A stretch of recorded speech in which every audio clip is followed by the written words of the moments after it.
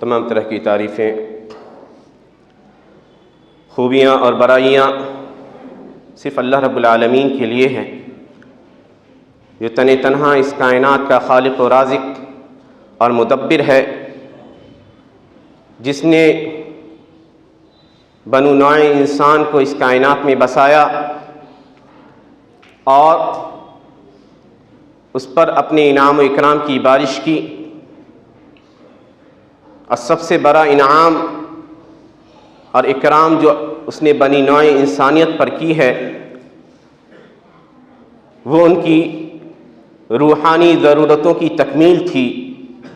جہاں اللہ نے ان کی مادی ضرورتوں کا خیال رکھا، وہاں روحانی ضرورتوں کا خیال رکھتے ہوئے ان کی اصلاح کے لیے نبیوں اور رسولوں کے ایک سلسلے کو جاری فرمایا، جو سلسلہ آخری نبی جناب محمد مصطفیٰ صلی اللہ علیہ وسلم پر آ کر ختم ہوتا ہے۔ ہر دور میں اللہ نے نبی بھیجے اور ہر قوم کے لیے بھیجے۔ اللہ نے کہا وَلِكُلِّ قَوْمٍ هَادٍ، اللہ نے ہر قوم میں ایک رہنما بھیجا ہے۔ وہ کون تھے، کہاں آئے، اس علاقے میں کون تھے، اس سے بحث نہیں ہے، کیونکہ اللہ نے کہہ دیا وَرُسُلًا قَدْ قَصَصْنَاهُمْ عَلَيْكَ مِنْ قَبْلِ وَرُسُلًا لَمْ نَقْصُصْهُمْ عَلَيْكَ وَكَلَّمَ اللَّهُ مُوسَىٰ تَكْلِيمًا، کہ بہت سارے رسولوں کا قصہ ہم نے آپ کے اوپر بیان کر دیا، اور بہت سارے رسولوں کا قصہ آپ پر بیان نہیں کیا۔ چنانچہ ہمیں اس بات پہ یقین رکھنا چاہیے کہ اللہ سبحانہ و تعالیٰ نے ہر قوم کی رشد و ہدایت کے لیے اس قوم کے اندر ایک مصلح کو، ایک پیغمبر کو، ایک شخص کو جو اللہ کے پیغامات کو بندوں تک پہنچا سکے، وہ بھیجا ہے۔ کہا وَإِن مِّنْ أُمَّةٍ إِلَّا خَلَا فِيهَا نَذِيرٌ، کوئی امت ایسی نہیں ہے مگر اللہ نے اس امت میں ایک ڈرانے والا بھیجا۔ نبیوں اور رسولوں کی تعداد سے یا اس بحث میں پڑے بغیر کہ وہ کتنے تھے، 1,24,000 تھے یا 313 تھے، الگ الگ تعداد علماء ذکر کرتے ہیں۔ کچھ حدیثوں کی روشنی میں قرآن کریم میں تقریباً 25 انبیاء کا ذکر آتا ہے، اور جن میں سے 8 کو چھوڑ دیجئے تو بقیہ تقریباً 17 نبی یہ بنی اسرائیل سے تھے، اللہ کے نبی صلی اللہ علیہ وسلم کو چھوڑ کے۔ اور نبیوں میں بہت سارے نبی تھے جن کو اللہ نے خاص لقب دیا، اولو العزم من الرسل کہا، اور وہ 5 نبی ہیں جن کا تذکرہ ایک ہی آیات میں کئی جگہ آیا، غالباً 2 جگہ۔ اللہ نے کہا شرع لکم من الدین ما وصى به نوحا والذی اوحینا الیک وما وصینا به ابراہیم وموسیٰ وعیسیٰ وان اقیموا الدین ولا تتفرقوا فیہ۔ تو انبیاء اور رسول میں 5 رسول ایسے ہیں جن کو اللہ نے اولو العزم کہا، بڑے پختہ ارادے والے، بڑے بلند مقام والے۔ یہ حضرت نوح علیہ السلام، حضرت ابراہیم، حضرت موسیٰ، حضرت عیسیٰ اور پیارے نبی صلی اللہ علیہ وسلم۔ یہ 5 رسول انتہائی بلند مقام والے رسولوں میں سے ہیں، اور جن کے دین کی پیروی کا اللہ حکم دیتا ہے۔ کہا اللہ نے شرع لکم من الدین، تمہارے لیے اللہ نے وہی دین مشروع قرار دیا جس کا حکم اللہ نے نوح کو دیا تھا، ابراہیم کو، موسیٰ کو اور عیسیٰ کو، اور اے نبی آپ کو، کہ آپ دین کو قائم کریں اور دین میں فرقہ بندیوں میں نہ بٹیں۔ ان میں 2 نبی ایسے تھے جن کی خاندان میں اللہ نے نبوت رکھ دی، حضرت نوح اور حضرت ابراہیم صلی اللہ علیہ السلام۔ چنانچہ اللہ کہتا ہے وَلَقَدْ أَرْسَلْنَا نُوحًا وَإِبْرَاهِيمَ وَجَعَلْنَا فِي ذُرِّيَّتِهِمَا النُّبُوَّةَ وَالْكِتَابَ فَمِنْهُمْ مُهْتَدٍ وَكَثِيرٌ مِّنْهُمْ فَاسِقُونَ، کہ ہم نے نوح اور ابراہیم کو رسول بنا کر بھیجا اور نبوت اور کتاب کے سلسلے کو ان دونوں کی نسلوں میں جاری کر دیا۔ تو گویا یہ بات آپ کہہ سکتے ہیں کہ حضرت نوح علیہ السلام کے بعد جتنے انبیاء اور رسول آئے وہ حضرت نوح کی ذریت سے، اور حضرت ابراہیم کے بعد جتنے نبی اور رسول آئے وہ حضرت ابراہیم کے ذریت اولاد میں سے تھے۔ اور حضرت ابراہیم جن کا مقام و مرتبہ انتہائی بلند ہے، بچپن سے لے کر اخیر عمر تک اللہ کی وحدانیت کے گن گانے والے، قوم نے جب پریشان کیا اور آزمائش سے دوچار ہوئے، آگ میں ڈالے گئے اور آگ گلے گلزار بن گئی اللہ کے حکم سے، تو چھوڑ دی اپنے قوم کی بستی کو۔ عراق میں رہا کرتے تھے اس وقت، جس کا اور نامی شہر تھا، اسی علاقے کے تھے۔ وہاں سے چل پڑے بیت المقدس کی طرف، اور وہاں حضرت سارہ سے پھر ان کی شادی ہوئی، اور اس کے بعد وہ قصہ آپ حج کے موقع پہ اکثر سنتے رہتے ہیں کہ کس طرح حضرت ہاجر ان کی زوجیت میں یا بعض روایات کے مطابق ان کی لونڈی بنی،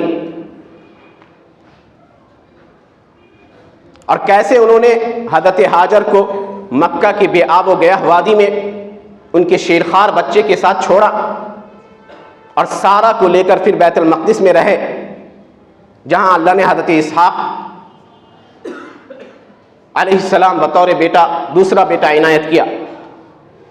اور آپ دیکھ جائیں گے تاریخ کو پڑھ جائیے گا تو بڑا گہرا ربط سامنے آتا ہے مکہ مکرمہ اور بیت المقدس کے درمیان۔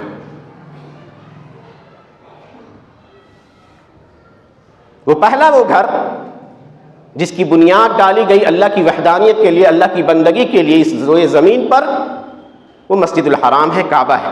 ان اول بیت وضع للناس للذی ببکۃ مبارکا وہدی للعالمین فیہ آیات بینات مقام ابراہیم ومن دخلہ کان آمنا۔ سب سے پہلا گھر جو لوگوں کی اللہ کی بندگی کے لیے جس کی بنیاد ڈالا گیا وہ مکہ میں کعبہ ہے۔ اور اسی لیے حضرت ابو ذر غفاری رضی اللہ عنہ کی ایک حدیث آتی ہے صحیح بخاری کے اندر، انہوں نے پوچھا، اے اللہ کے نبی بتائیں کہ سب سے اللہ کی بندگی کے لیے سب سے پہلے گھر کی تعمیر کہاں ہوئی؟ تو اللہ کے نبی نے کہا کہ کعبہ، مسجد الحرام۔ کہا ثم قلت ثم آئی، پھر کون سی مسجد ہے؟ تو کہا آپ نے کہ مسجد اقصی۔ تو انہوں نے کہا کہ ان دونوں مسجدوں کی تعمیر کے درمیان ڈیوریشن کتنا تھا، وقفہ کتنا تھا؟ کہا 40 سال کا وقفہ تھا۔ چنانچہ کس نے تعمیر کی؟ یہ ایک سوال اٹھتا ہے اکثر، تو کہا جاتا ہے، اور تاریخ الحرمین الشریفین میں لکھا ہے ابن ابی شبہ وغیرہ نے، کہ حضرت آدم علیہ السلام وہ شخصیت ہیں جنہوں نے خانہ کعبہ کی بنیاد ڈالی تھی۔ خانہ کعبہ بس بنیادی شکل میں، جس کو نیو ڈالنا اپنے یہاں کہتے ہیں،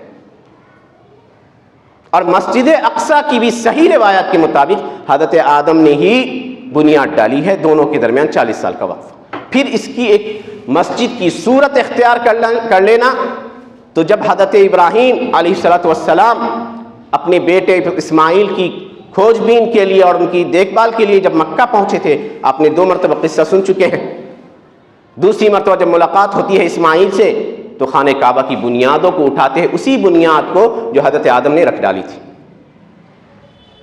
چنانچہ اللہ نے ذکر کیا وَإِذْ يَرْفَعُ إِبْرَاهِيمُ الْقَوَاعِدَ مِنَ الْبَيْتِ وَإِسْمَاعِيلُ رَبَّنَا تَقَبَّلْ مِنَّا إِنَّكَ أَنْتَ السَّمِيعُ الْعَلِيمُ۔ یاد کیجیے اس وقت کو کہ جب ابراہیم اور اسماعیل مل کر اس خانہ کعبہ کی بنیاد کو اٹھا رہے تھے اور کہتے جاتے تھے کہ اللہ ہم سے اس عمل کو قبول کر لینا اور ہمیں اپنا فرما بردار بنا لینا، یقیناً تو سننے والا جاننے والا ہے۔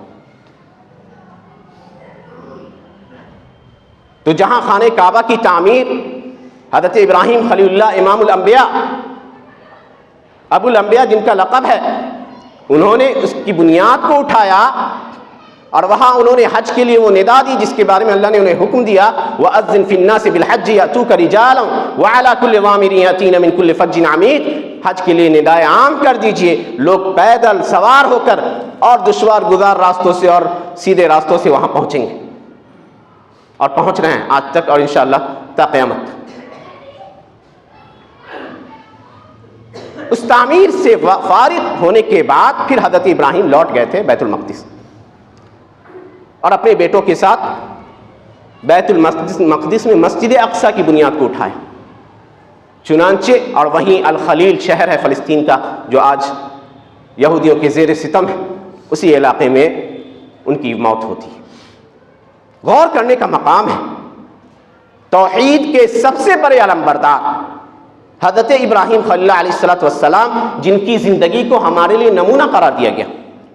کہا ان ابراہیم کان امۃ قانتا للہ حنیفا ولم یک من المشرکین. ابراہیم امت تھے جن کی اقتداء کی جائے وہ اسوہ اور نمونہ تھے، مشرکوں میں سے نہیں تھے. اور آگے کہا اللہ نے ثم اوحینا الیک ان اتبع ملت ابراہیم حنیفا وما کان من المشرکین. اے نبی پھر ہم نے آپ کی طرف یہ وحی کی کہ آپ ملت ابراہیمی کی پیروی کیجیے، ملت ابراہیمی کی پیروی کیجیے. اور قرآن کریم نے جا بجا مختلف مقامات پر ملت ابراہیمی یا دین ابراہیمی کو کا سب سے بڑا علمبردار پیارے نبی صلی اللہ علیہ وسلم اور ان کے ماننے والوں کو قرار دیا. اللہ کہتا ہے ما کان ابراہیم یہودیا ولا نصرانیا ولکن کان حنیفا مسلما وما کان من المشرکین. ابراہیم نہ یہودی تھے نہ نصرانی تھے، وہ تو ایک یکسو ہو کر ایک اللہ کی عبادت کرنے والے تھے، مشرکوں میں سے نہیں تھے. ان اول الناس بابراہیم للذین اتبعوه وهذا النبی والذین آمنوا واللہ ولی المؤمنین. کہ ابراہیم سے سب سے زیادہ قریب وہ لوگ ہیں جنہوں نے ان کی پیروی کی، اور یہ نبی یعنی محمد صلی اللہ علیہ وسلم اور ان کے ماننے والے. چنانچہ مسلمان یہ اس بات پر انہیں یہ افتخار کرنے کا حق ہے، فخر حاصل کرنے کا حق ہے ان پر، ان کے لیے کہ وہ کہیں کہ ہم ملت ابراہیمی کے سب سے بڑے پیروکار، سب سے بڑے پیروکار.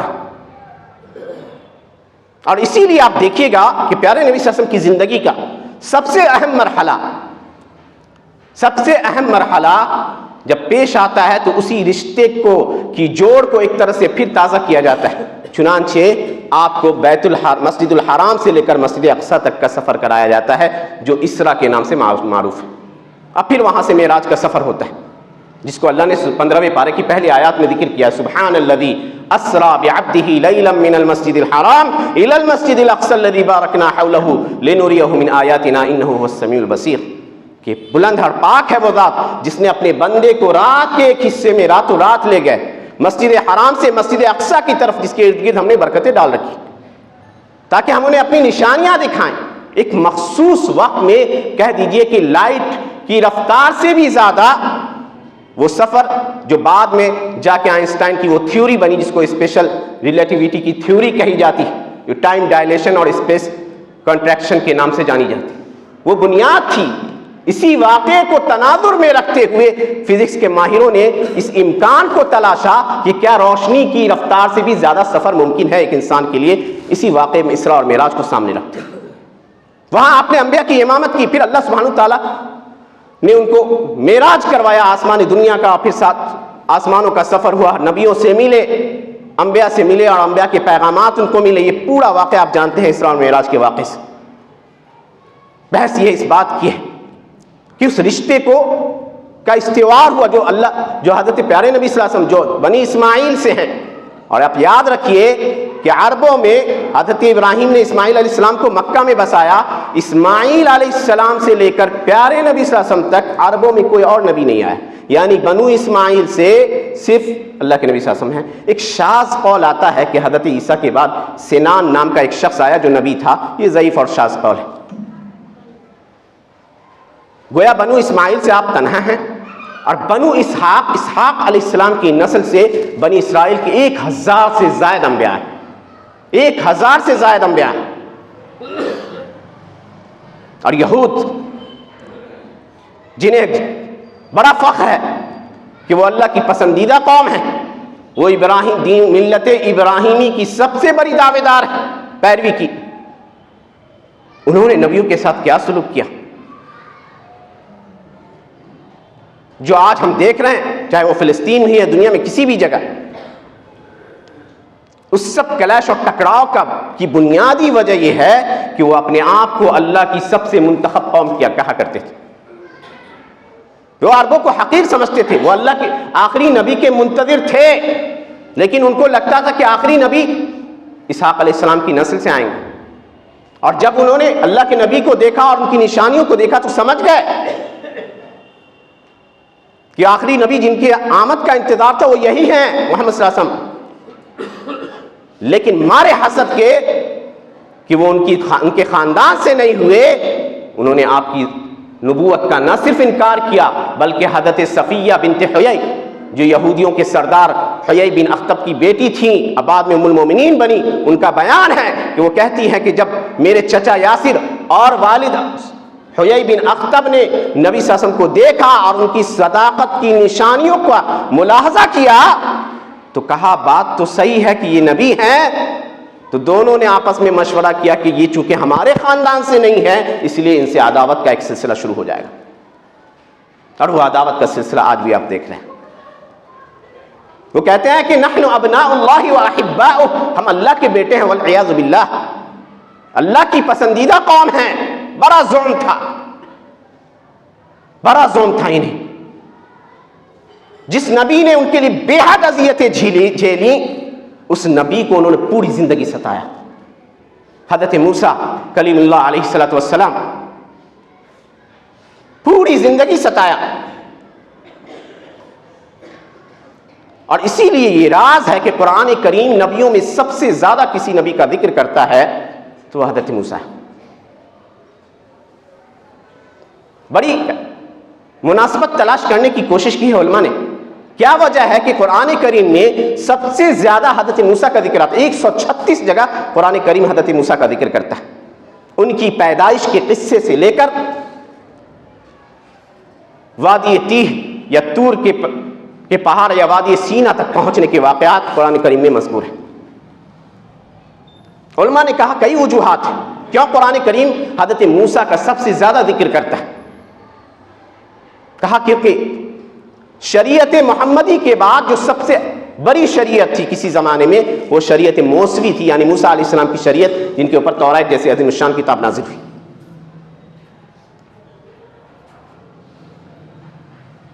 اسی لیے اللہ نے کہا وَلَقَدْ آتَيْنَا مُوسَىٰ وَهَارُونَ الْفُرْقَانَ وَضِيَاءً وَذِكْرًا لِلْمُتَّقِينَ الَّذِينَ يَخْشَوْنَ رَبَّهُم بِالْغَيْبِ وَهُم مِّنَ السَّاعَةِ مُشْفِقُونَ، ہم نے موسیٰ اور ہارون کو ضیاء روشن کتاب دی جس کی پیروی کی جانے والی تھی، جو متقیوں کے لیے باعث نصیحت تھی۔ دوسری وجہ یا دوسری حکمت علماء ذکر کرتے ہیں کہ موسیٰ علیہ السلام یا بنی اسرائیل کا کثرت سے تذکرہ قرآن کیوں کرتا ہے؟ کہا کہ سب سے زیادہ حضرت موسیٰ آزمائش سے دوچار ہوئے۔ یہ ایسی قوم تھی جس نے انہیں بے حد پریشان کیا، فرعونیوں سے لڑتے رہے زمانے تک، دلائل دیتے رہے اللہ کی وحدانیت کی، مختلف طرح کے مباحثات اور مناظرات ہوئے، مختلف آیات اور براہین سے اللہ نے موسیٰ علیہ السلام اور کی قوم کو سرخرو کیا، اور جیسے ہی وہ قوم دریا پار کر کے اس پار آتی ہے دیکھتی ہے ایک مشرک قوم کو تو کہتی ہے موسیٰ سے اجعل لنا الہا کما لہم آلہہ قال انکم قوم تجہلون، کہا کہ ہمارے لیے بھی معبود بنا دیجئے جیسے کہ اس قوم کے پاس معبود ہے، کہا کہ تم لوگ جاہل پڑھو۔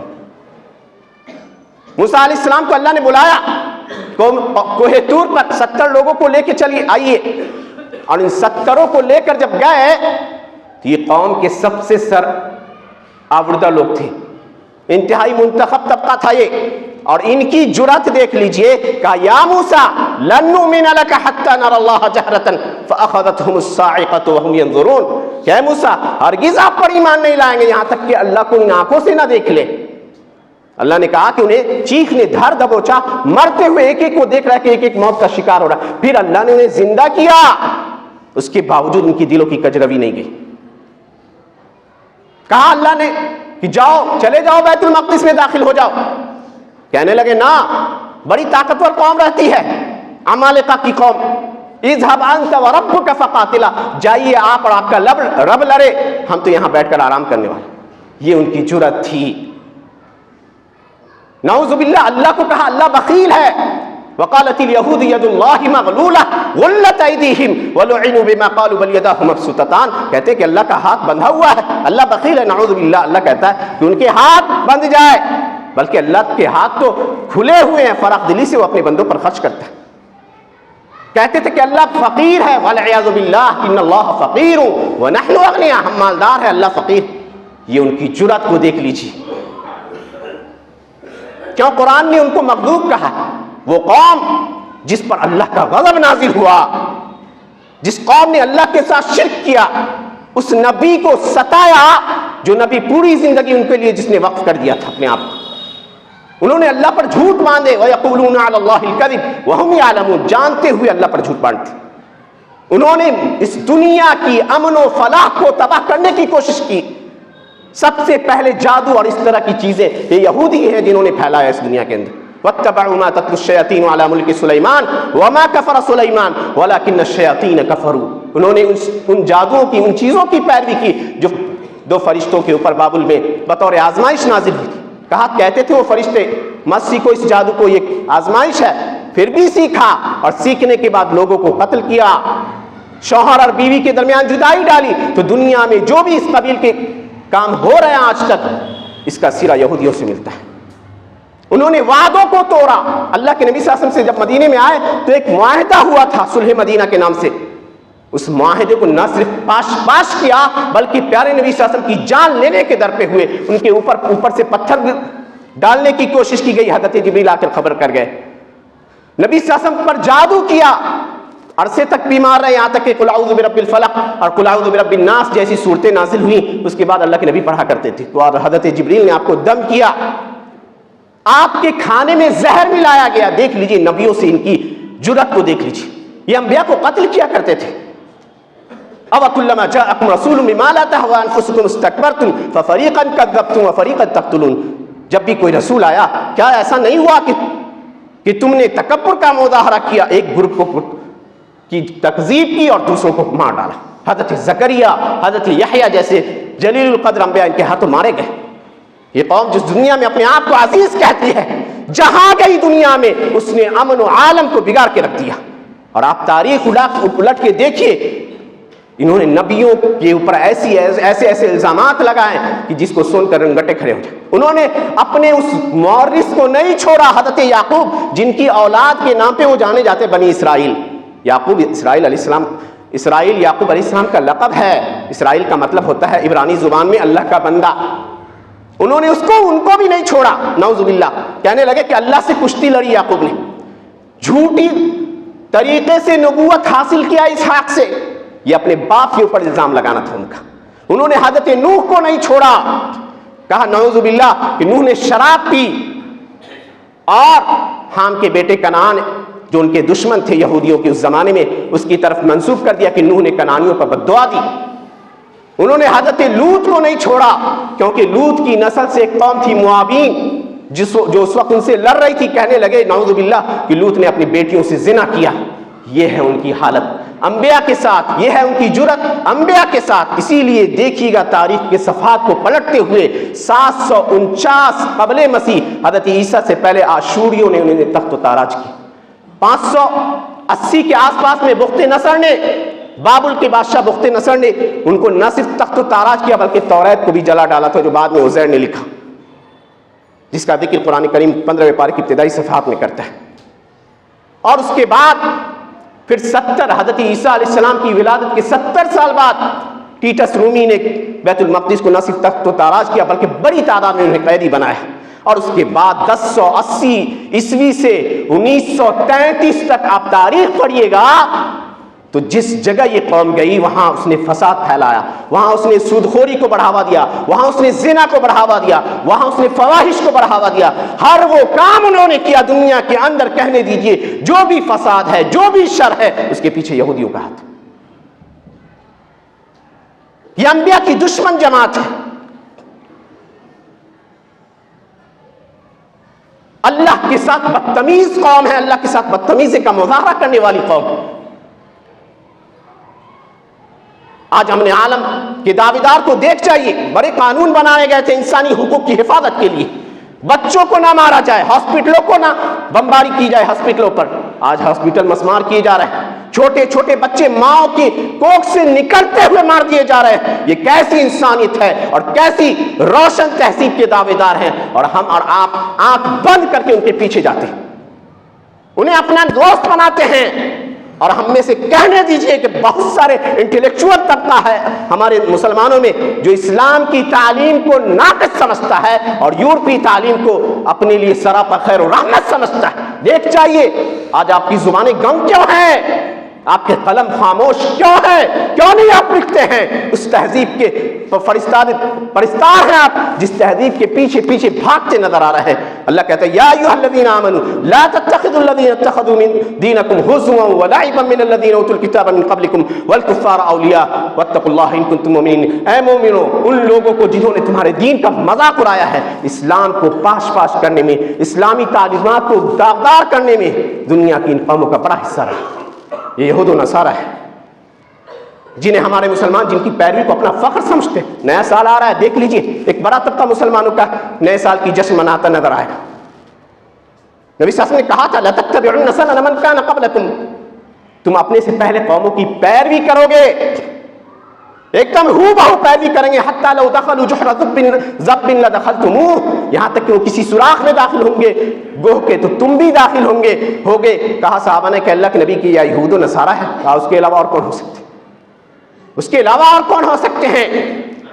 یہ دنیا کے حالات جان لیجئے کہ دنیا کے اندر بڑی روشن باتیں ہوتی ہیں اور بہت سارے نئے نئے آئیڈیاز آتے ہیں، تھیوریاں بنتی ہیں، سب کا یہ ساری چیزیں اسلام مخالف ہوتی ہیں۔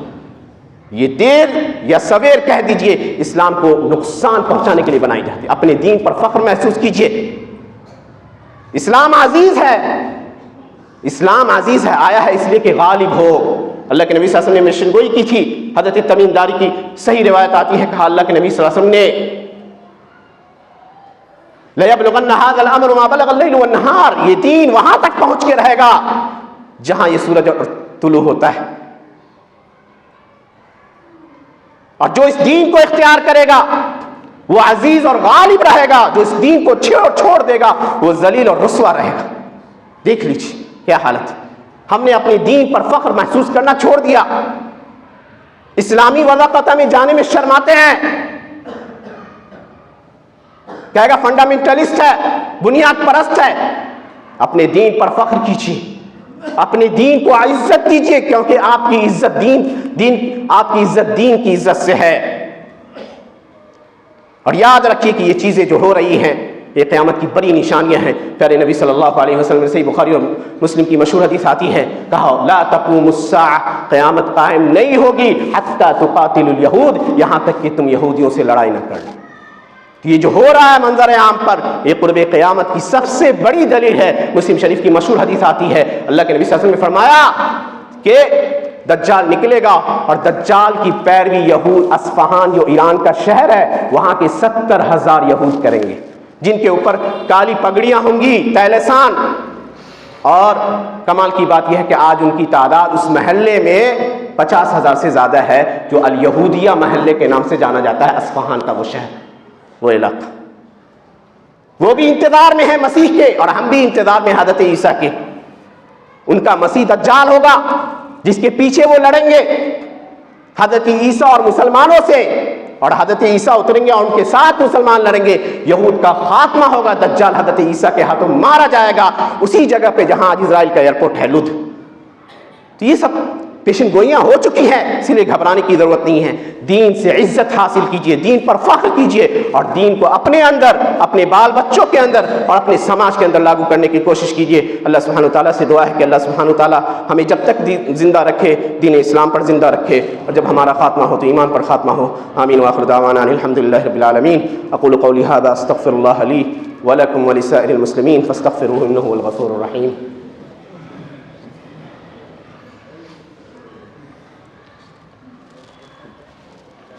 إن الحمد لله نحمده ونستعينه ونستغفره ونعوذ بالله من شرور أنفسنا ومن سيئات أعمالنا، من يهده الله فلا مضل له ومن يضلل فلا هادي له، وأشهد أن لا إله إلا الله وحده لا شريك له، وأشهد أن محمدا عبده ورسوله، أما بعد إن الله وملائكته يصلون على النبي يا أيها الذين آمنوا صلوا عليه وسلموا تسليما، اللهم صل على محمد وعلى آل محمد كما صليت على إبراهيم وعلى آل إبراهيم إنك حميد مجيد، وبارك على محمد وعلى آل محمد كما باركت على إبراهيم وعلى آل إبراهيم إنك حميد مجيد۔